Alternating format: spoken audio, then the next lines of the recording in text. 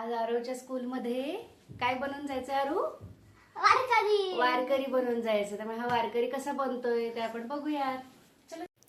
आज वारकरी बनवून जायचं म्हणून आरव खूप खुश होता.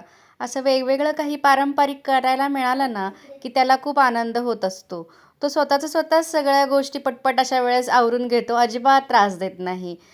खूप मोठा झाला होता का ड्रेस मंडळी, पण ना मला हा ड्रेस मिळतच नव्हता. आजकाल सगळ्या शाळांमध्ये असं वारकरी ड्रेस घालून बोलवलं जातं ना, त्यामुळे मला आरवच्या साईजचा एक्झॅक्ट ड्रेस मिळालाच नाही. आरवच्या चेहऱ्यावरचा आनंद तो तुम्हाला दिसतच असेल. टाळ तर कंपल्सरी हवेतच ना, म्हणून खास मी शोधून ठेवले होते. माळसुद्धा छोटीशी जी आरवला सूट करेल आणि टाळसुद्धा. हे आरवनी शाळेत जायच्या आधी आदल्या दिवशीच मला सांगून ठेवलेलं, आई सगळं शोधून ठेव हां. चलिए आपण खाली बसून करू. आरवला आता मी आईजला आणि इथे मेकअप करते, तर तुम्ही बघा. या इथे क्रीम लावायचं थोडंसं, असं बघा, असं घ्यायचं. बघू इथे बघू वर बेबी मॉइश्चरायझिंग क्रीम आहे आमच्या बेबीला, है ना. आता तुम्ही म्हणाल मॉइश्चरायझिंग क्रीम कशासाठी? मी रोजच आरवला बेबी मॉइश्चरायझिंग क्रीम लावते आणि मी इथे सांगते त्याप्रमाणे माझा ब्रश ॲक्च्युली नेमका आहे त्यावेळी सापडत नव्हता, म्हणून मी हे कापसानेच लावत होते. आणि आरव एवढा एक्साइट होता बघा. बघा किती छान आवरून घेतलं होतं. अस्सल वारकरी वाटतोय की नाही. आणि मग आता काय ही टोपी, वा क्या बात आहे. बसली का रे व्यवस्थित? हा आहे आपला वारकरी. म्हणा विठ्ठल विठ्ठल. कसं म्हणायचं? असं विठ्ठल विठ्ठल विठ्ठल. वारकरी शूज घालताय, छान छान मस्त. वारकरीचा नसतो टॅटू कसला बेटा. वा वा वा वा. नवीन काहीतरी कपडे घातले ना की आरवचं ठरलेलं असतं, मी लांबून पळत येतो, आई तू माझं रील काढ. वारकरी ते मस्तपैकी बघून कालचा राहिलेला मूव्ही कंप्लीट करत होते. संध्याकाळी आम्ही चाललो होतो खूप महत्त्वाच्या कामासाठी. अरे स्टाईल दिखा तेरी स्टाईल. कावळे केवढे ओरडत आहेत ना. अरे तू रात्रीचं का गॉगल लावतो रे? आवडतं तुला? हॅलो गाईज, मी आणि आरव आता चाललेलो आहे फोटो काढण्यासाठी. आमच्या इथे जायचं आहेत आम्हाला पासपोर्ट साईज फोटो, एक महत्त्वाचं काम आहे त्यासाठी. आणि ते झाल्यानंतर आम्ही जाणार आहोत नवीन शेगडी घेण्यासाठी.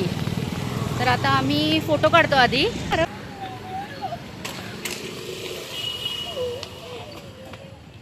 चलो. नाही, इथे फोटो काढून मिळतो ॲक्च्युली, पटकन जातो आम्ही. काय घेतलं तू? ठीक आहे चल पाहू. किती वेळा हाक मारतात. भीम साबण द्या मला. हां भीम साबण 2 द्या. और क्या लेना है आरव शेठ? हां 30 वाले 2 द्या. आरव शेठ खायचं भुट्टा नको? बरं आहे ना चांगलं ऑफर. चलो आत बघूयात कोण आहे का. आरव चल. काय रे, कुठली आहे ती? प्रीतीची. ही एलिका चित्र आपण वापरून पाहिली, फार वेगळाच अनुभव आला आहे आपल्याला. ॲक्वागार्डचं इथे बुबू स्लिपिंग.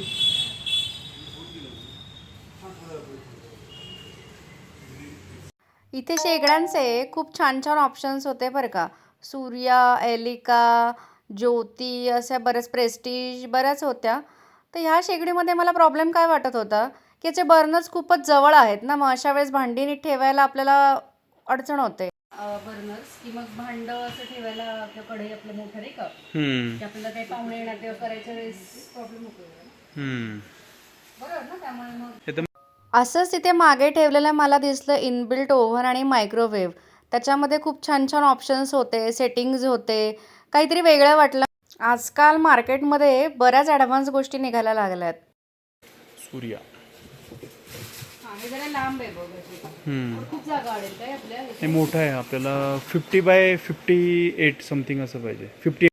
इकडे असे टोस्टर्स वगैरे पण होते. हे पण असं काही आपण गिफ्ट देऊ शकतो बरं का कोणाला, म्हणजे कोणाची वास्तुशांत वगैरे असेल तर द्यायला खूप छान आयडिया आहे. आरवला इकडे झालं होतं जाम बोर, त्यामुळे मी त्याला कॅमेऱ्याच्या समोर बसवलं आणि म्हणलं बस निवांत. चांगले रिझनेबल रेट्स होते या दुकानामध्ये.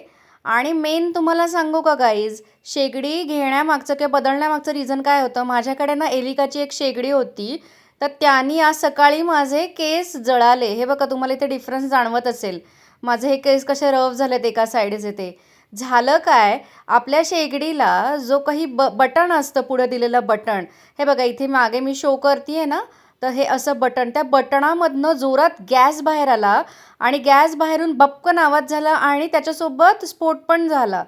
आणि ती आग एवढी मोठी होती की माझे थोडे केस इकडचे जळले बघा. मी तशी अलर्ट असते आणि इकडचे तुम्ही बघू शकता मऊ आहेत आणि इकडचे कसे रफ झाले, त्याने रंग बदलला आहे. त्याला बर्निंगचा वास पण येत होता.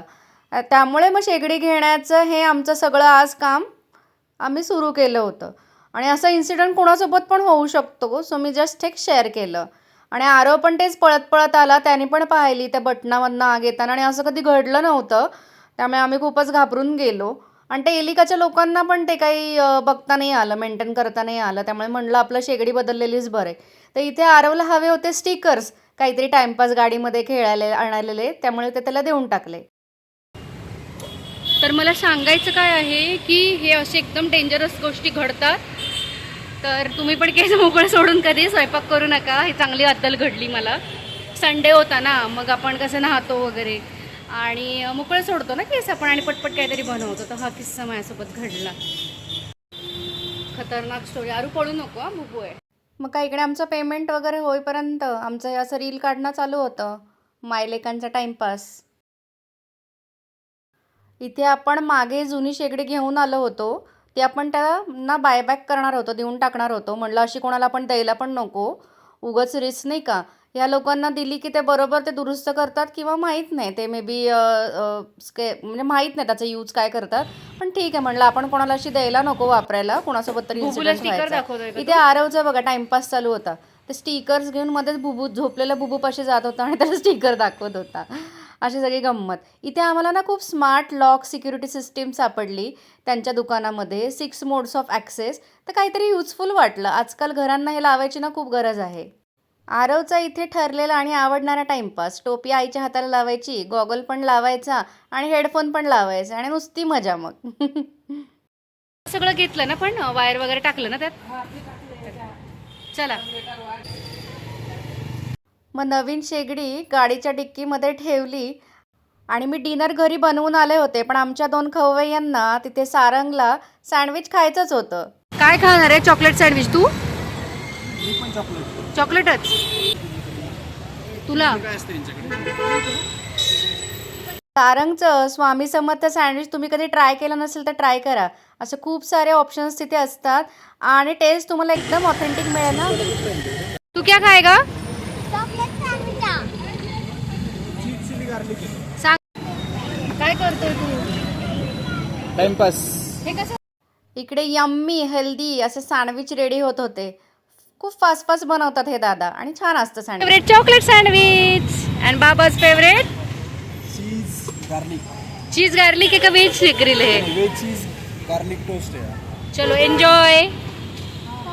घरी आल्यावर डिनर केल्यानंतर इथे दूध मी इंडक्शनवरती ठेवलं होतं. हो नवीन गॅस आणला होता, पण ते लावण्यासाठी लोक उद्या येणार होते.